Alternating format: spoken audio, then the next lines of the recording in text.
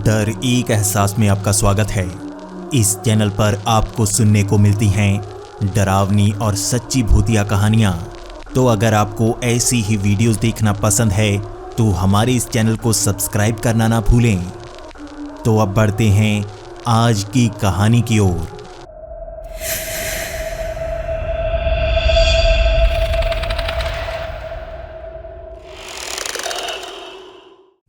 Hello friends, मेरा नाम Thomas Pattinson है और मैं फ्लोरिडा में रहता हूँ।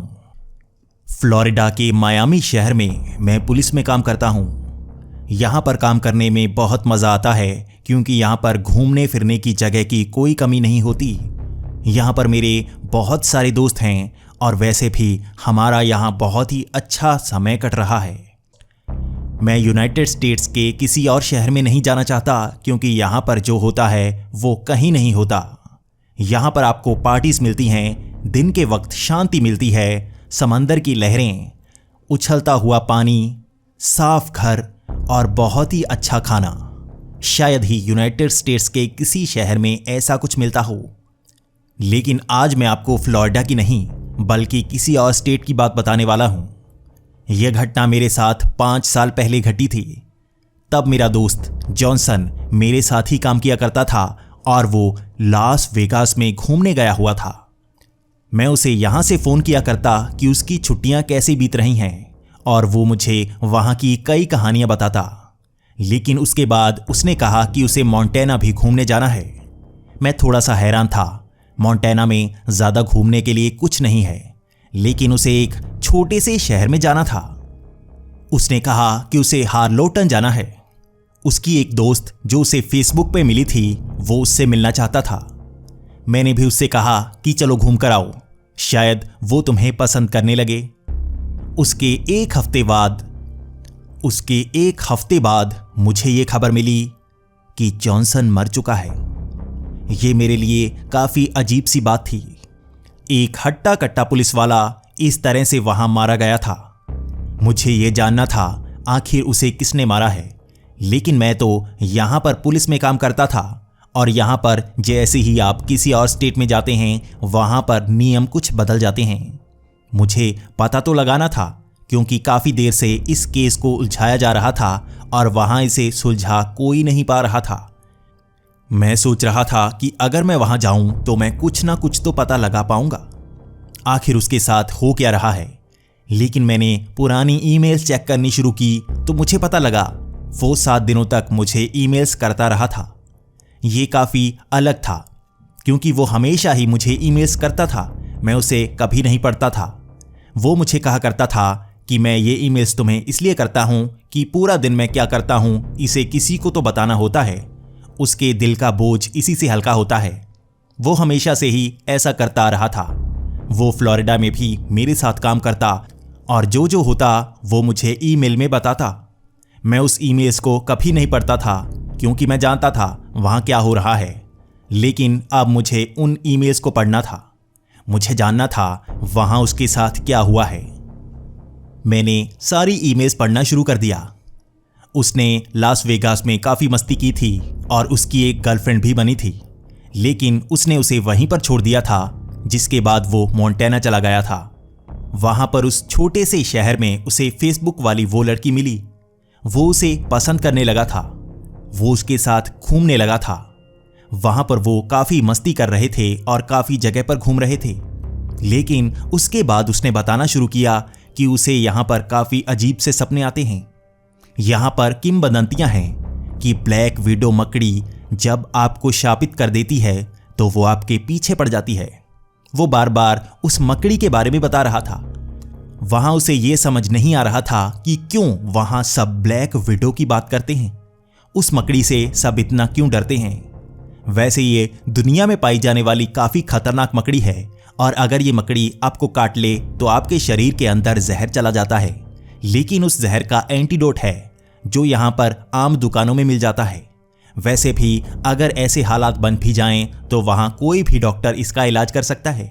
उससे इतना ज्यादा डरने की जरूरत नहीं और खास तौर पर इस तरह के वहम करने की जरूरत नहीं थी।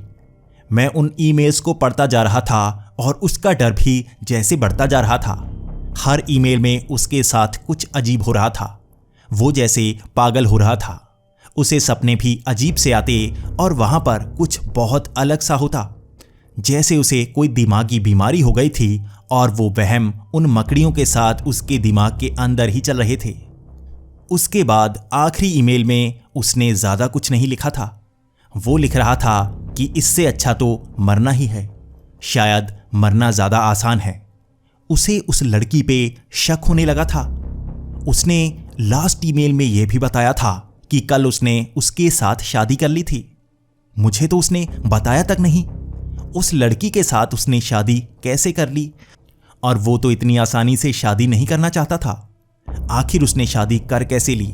और उसकी मौत का कारण क्या वो लड़की हो सकती है? मुझे इसकी तहकीकात करनी थी। अब मुझे भी मोंटेना जाना था। यहां पर मैंने कुछ छुट्टियां ले ली और मुझे अब मोंटेना में जाना था। मुझे उसी छोटे से गांव में जाना था।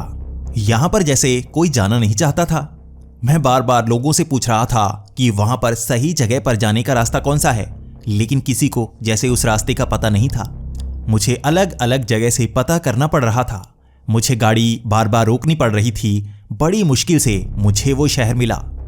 काफी अच्छा शहर था और यहां पर बहुत सारी चीजें बनी हुई थीं।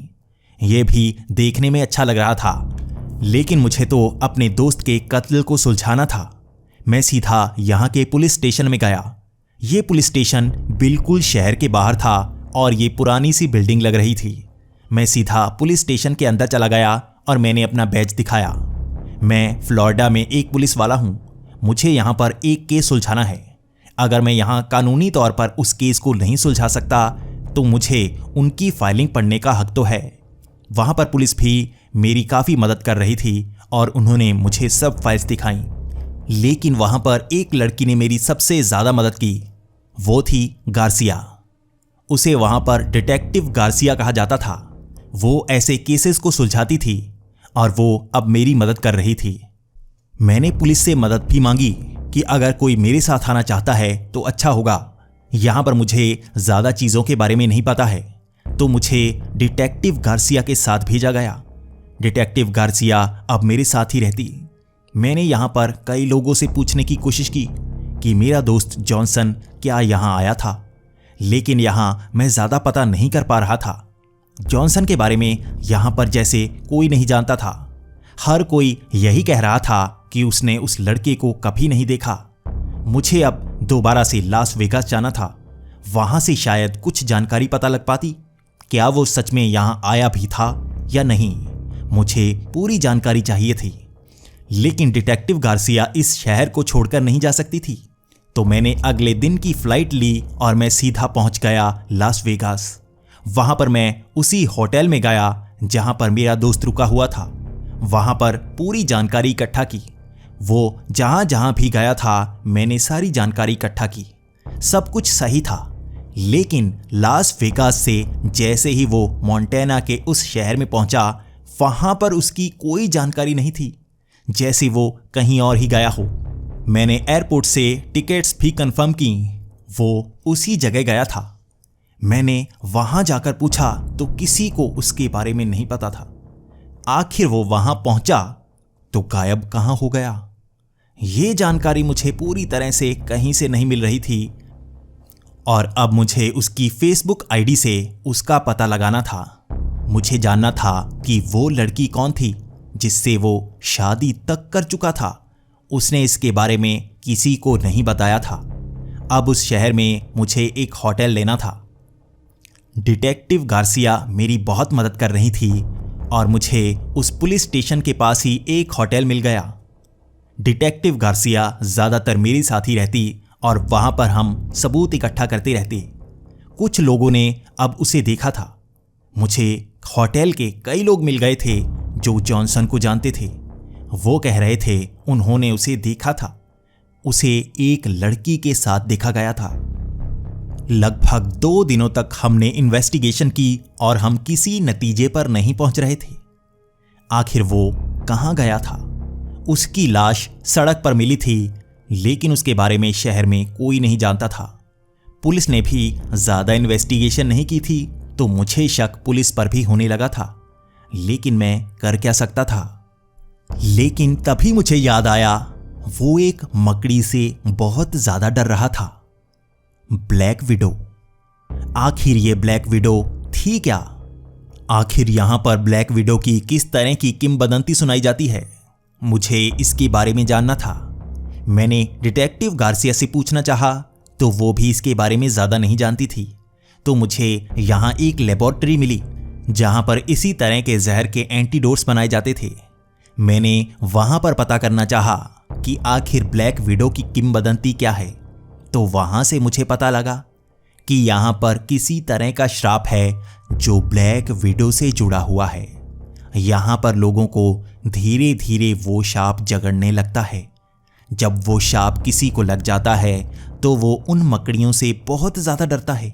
उसे सपने भी उन मकड़ियों के आते हैं।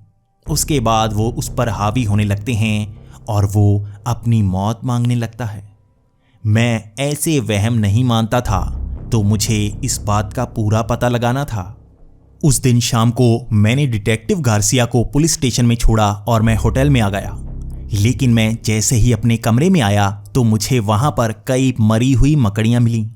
ये वही थी, ब्लैक विडो। अब मुझे शक होने लगा था, जैसे यहां पर कोई मुझे डराने की कोशिश कर रहा था। शायद कोई नहीं चाहता था कि मैं इस केस को सुलझाऊं। शायद कोई मुझे यहां से भगाना चाहता था। मैंने होटल के मैनेजर से पूछने की कोशिश की कि मेरे कमरे में कौन आया था, तो उन्होंने मुझे कुछ नहीं बताया। वहां पर मैंने कैमरे भी चेक किए तो मेरे होटल में कोई नहीं आया था। तो इतनी मकड़ियां मेरे कमरे में कैसे पहुंच गईं? मैं ये जानना चाहता था। अगले दिन इसके बारे में मैंने डिटेक्टिव गार्सिया को बताया तो डिटेक्टिव गार्सिया ने मेरी बहुत मदद की। वो मुझे कई जगह पर लेके गई जहां पर इस तरह की किंवदंतियां सुनाई जाती हैं। वो इनके बारे में ज़्यादा नहीं जानती थी, लेकिन कई लोग जो काला जादू करते थे उन्होंने मुझे उनसे मिलाया। मैंने पूरी जानकारी इकट्ठा की।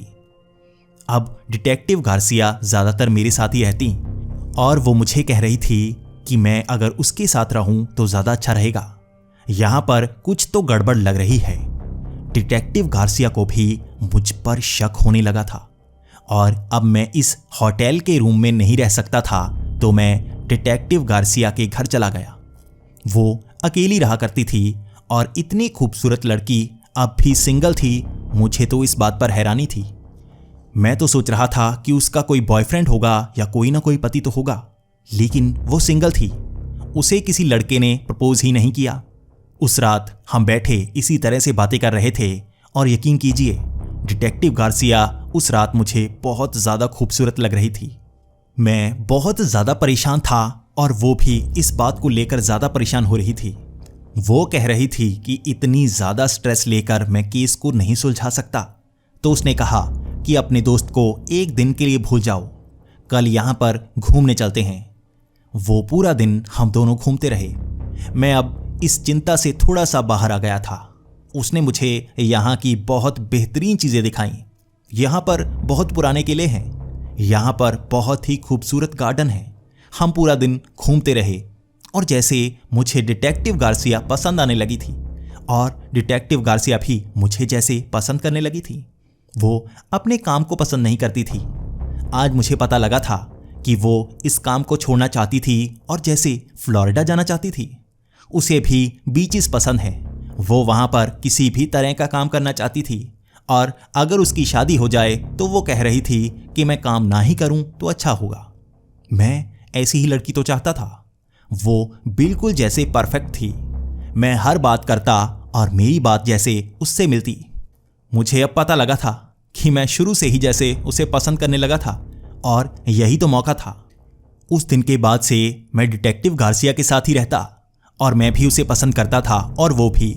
हम दोनों एक दूसरे का हाथ पकड़े इसी तरह अपने दोस्त का केस सुलझा रहे थे। लेकिन धीरे धीरे मेरे साथ कुछ अजीब होने लगा। पहले तो मुझे घर में मकड़ियां दिखती थी, उसके बाद मुझे सपने में भी मकड़ियां दिखने लगीं। एक रात तो बहुत ही डरावना सा किस्सा हुआ। ये आधी रात का वक्त होगा और जब मैं पानी लेने के लिए किचन में गया तो मुझे वहां पर हजारों की संख्या में वही ब्लैक विडो मकड़ियां दिखीं। वो चारों तरफ भरी हुई थी और जैसे ही मैं भागकर कमरे में आने की कोशिश कर रहा था तो वो आगे आ चुकी थी। मुझे उनसे बचकर जाने का कोई रास्ता नहीं नजर आ रहा था और जैसे सबने मुझे जकड़ लिया। मुझे बहुत ज़्यादा दर्द हुआ। उन्होंने जैसे हजारों की संख्या में मुझे काटा था। वो दर्द असली था, लेकिन उसके बाद मेरी आंख खुली। मुझे पता लगा कि वो तो एक सपना था। सपने में इतना ज़्यादा दर्द हुआ जैसे सच में हुआ हो। मैं इस दर्द को बयान नहीं कर सकता। मैंने गार्सिया को इस बात के बारे में बताया तो वो कहने लगी, क्या तुम्हारे साथ भी वैसा ही हो रहा है? ऐसे ही तो किस्से उन काले जादू वालों ने बताए थे। मैं डरने लगा था। क्या यहां पर कोई काला जादू करता है? बाहर से आने वाले को क्या कोई यहां पर मारने की कोशिश करता है? रोज का यही किस्सा हो गया था। मुझे मकड़ियां दिखती, मैं उनसे डरता और ये सिर्फ रात तक ही सीमित नहीं रहा, दिन के वक्त भी ऐसा ही होने लगा। मैं किसी होटल में खाना खाने के लिए बैठा होता तो मुझे लगता कि मेरे खाने से मकड़ी निकल जाएगी और वो मुझे काटेगी। मैं हर जगह डरा हुआ रहता। कभी कभी मुझे अपने पर्स से भी मकड़ी निकलती दिखती, कभी कभी मुझे लोगों की आंखों में मकड़ियां दिखती। मैं बहुत ज़्यादा डरने लगा था। क्या मेरे साथ भी वैसा ही होने लगा था? अब मुझे अपने दोस्त की चिंता नहीं थी, बल्कि अपनी चिंता थी। मुझे इस जगह को छोड़कर जाना था क्योंकि यहाँ पर शायद मेरे साथ भी वैसा ही होने लगा था। ये वहम नहीं हो सकते। मेरे दोस्त को भी वहम नहीं हो रहे थे। यकीनन यहाँ पर कोई काला जादू करता है जो बहुत खतरनाक होता है। मैं इसका एहसास पा रहा था। अगले दिन गार्सिया ने मुझे फिर से कहा कि हमें घूम कर आना चाहिए और यहाँ पर कई प्राचीन मंदिर हैं, हमें वो देखने चाहिए। यहाँ पर ये हजारों साल पुराने हैं। कई लोगों का कहना है कि ये किले हुआ करते थे तो कई लोग इन्हें मंदिर मानते हैं। ये ईंटों के ढांचे हैं और असल में क्या हैं किसी को नहीं पता, लेकिन उनके पुश्तैनी लोग यहाँ पर शादी किया करते थे। वो मुझे वहाँ पर घुमाना चाहती थी। मैं पूरा दिन गार्सिया के साथ घूमा और वहाँ पर हमने काफ़ी इंजॉय किया। उसने वहाँ नई नई चीज़ें दिखाई और हमने वो मंदिर भी देखे। मुझे भी वो मंदिर नहीं लगे, बल्कि कुछ और ही लगे। ये पुराने पत्थरों के ढांचे थे और वहाँ पर काफ़ी ज़्यादा काई जमी हुई थी। यहाँ पर कई तरह की प्राचीन मूर्तियाँ बनी हुई थी जो किसकी थी किसी को नहीं पता। वहाँ पर गार्सिया जिद करने लगी। उसका कहना था कि मेरे साथ शादी करो, हम यहाँ पर नकली शादी करते हैं। तुम मुझे वादा करो कि तुम मुझे छोड़कर नहीं जाओगे और अपने साथ लेकर जाओगे। वो मुझसे शादी करना चाहती थी। मैं शादी के लिए तैयार नहीं था, लेकिन वो मुझे पसंद थी। मैं चाहता था कि आगे जाकर मैं उससे शादी करूं, लेकिन वो यहाँ पर जिद करने लगी थी। वो कहने लगी थी कि तुम मुझे छोड़ दोगे, तुम मेरे साथ इसी तरह से रिलेशन बनाओगे और यहाँ से चले जाओगे। यहाँ कई लड़के इसी तरह से आते हैं और धोखा देकर चले जाते हैं। इसीलिए उसने किसी के साथ फ्रेंडशिप कभी नहीं की थी, ना दोस्ती की। वो धोखा नहीं खाना चाहती थी। उसे लग रहा था कि मैं उसे धोखा देने वाला हूँ, लेकिन वो बहुत ज़्यादा जिद करने लगी थी। तो मैंने उससे कहा कि आज रात यहाँ पर कैंडल लाइट डिनर करेंगे, उसके बाद पक्का ही मैं तुम्हारे साथ शादी करूँगा। मैं यहाँ पर थोड़ा बढ़िया बनाकर फिर शादी करना चाहता हूँ। वो बहुत ज़्यादा खुश थी। वो मुझ पर यकीन करने लगी थी। हम वहाँ पर अपनी अपनी तैयारियाँ करने लगे। वहाँ हम अलग अलग जगह पर गए। वो अपना सामान लेने गई और मैं अपना सामान लेने। मैं बहुत सारे फूल खरीदना चाहता था क्योंकि मैं जगह को सुंदर बनाना चाहता था। लेकिन वहाँ पर जब मैं फूल खरीद रहा था तो मुझे एक फ़ोन आया। वो फ़ोन मेरे एक दोस्त लिब्राडो का था। लिब्राडो लास वेगास में ही पुलिस में काम करता है। वो मुझसे मेरे दोस्त जॉनसन के बारे में पूछ रहा था। उसके बाद मैंने उसे पूरी घटना के बारे में बताया और अपने बारे में भी बताया। हमने आधा घंटा बात की और जब मैंने उसे सारी चीज़ें बता दी तो वो काफ़ी हैरान हो गया। उसने कहा कि जॉनसन यहाँ पर कैसे फंस गया। मैंने उससे कहा कि यहाँ पर एक लड़की थी, वो उससे मिलने आया हुआ था, तो वो डर गया। तो उसने कहा कि यहाँ पर ऐसा ही होता है। यहाँ पर ब्लैक विडो मशहूर है। कहते हैं उसका शाप यहीं पर काम करता है और वो लोगों को ले डूबता है। लड़के यहाँ पर आकर कभी जिंदा वापस नहीं जाते और वो यहीं दफना दिए जाते हैं। इसके बाद मैंने उसे कहा कि मुझे पता है, ब्लैक विडो की पूरी कहानियां मुझे पता लग गई हैं। यहाँ पर आखिर लोग उन मकड़ियों से डरते ही क्यों हैं? जहरीली मकड़ियाँ क्या सच में शापित हैं? उसके बाद वो हंसने लगा। उसने कहा, ये सच है, सच्ची में यहाँ पर लोग बहुत डरते हैं और कहते हैं कि ऐसा बहुत बार हो चुका है। यार, ऐसे केसेस तो मेरे पास भी आ चुके हैं। मैं उसकी बातें सुनकर थोड़ा डर सा गया था। उसके बाद मैंने गार्सिया के बारे में बताना शुरू किया। मैंने उससे कहा कि यहाँ पर मुझे गार्सिया पसंद आ गई है और वो आज ही रात मुझसे शादी करना चाहती है। लगभग 1 मिनट तक मेरा दोस्त चुप रहा। मैं उससे बात करना चाहता था। वो जैसे डरा हुआ, सहमा हुआ, कोई बात नहीं कर रहा था। मैंने उससे पूछा, तुम बोल क्यों नहीं रहे हो? क्या हुआ? कोई गड़बड़ हुई है? उसके बाद उसने कहा कि तुम भी यहां पर फंस गए। तुम यहां क्यों आए हो? मरना चाहते हो क्या?